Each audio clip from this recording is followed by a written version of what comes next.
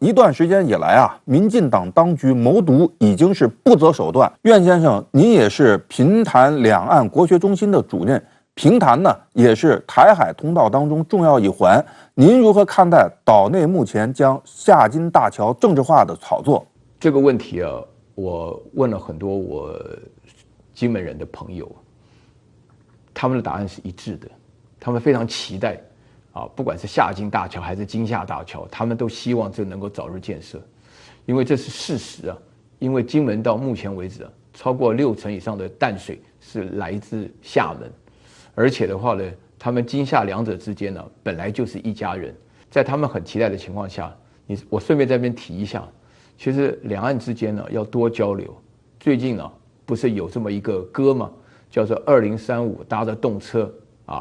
去台湾吗？我把这个歌改成2035，不但你们要去台湾，我们也要回大陆。两者之间呢，多多交流，因为你本来就很近，又是同文同种。那你现在这边所有的这种冲突跟敌对，都是制造出来的。真金不怕火炼，真的就不会是假的，假的才不会是真的。所以说的话，我们非常非常期待这个桥能够早日修建。我甚至希望这个高铁能够从大陆经过平潭直接开到新竹，然后到台北来，非常非常期待。外界关注的台美21世纪贸易倡议首次会谈日前也是在美国华盛顿举行。其实呢，对于这次会谈，外界有分析认为，政治意涵远远大于经贸意涵，而且呢，所谓贸易合作不过是为了掏空台湾。苏女士如何看待这种观点？现在呢，对于台湾岛内的民众来说，他们看得非常清楚，现在已经不是美国给蔡英文当局画饼，而是呢，当前的民进党当局和美国一起给台湾老百姓画饼。涉及到美台之间的经贸合作，台湾老百姓也看得非常清楚的是，在已经放开了美猪美牛之后，从台当局的角度来说，与美国讨价还价的余地已经非常的受限，已经压缩到了极致。而这个时候呢，即使谈一个所谓高规格的高标准的贸易倡议，那到底能够达到什么样的对台方的有益的这样的一种前景，从台方的角度来说是不抱任何幻想的。那更不用说呢，涉及到这一次双方之间的会谈，越是高调，其实呢越是政治意涵大于经济的实质。那我们会看到呢，在首次进行谈判的时候，台当局说设定了11个重要的领域，但是呢，这11个领域从目前来看，更多的只是启动相关的讨论，而未来呢，越是声称所谓的高标准，越是难以达成协议，越是声称高标准，那对于台方来说，可能要付出的是更大的代价。除了经济领域美台近日还举行了蒙特雷对话，讨论美国向台湾提供武器和其他军力支持，助台提升所谓非对称作战能力，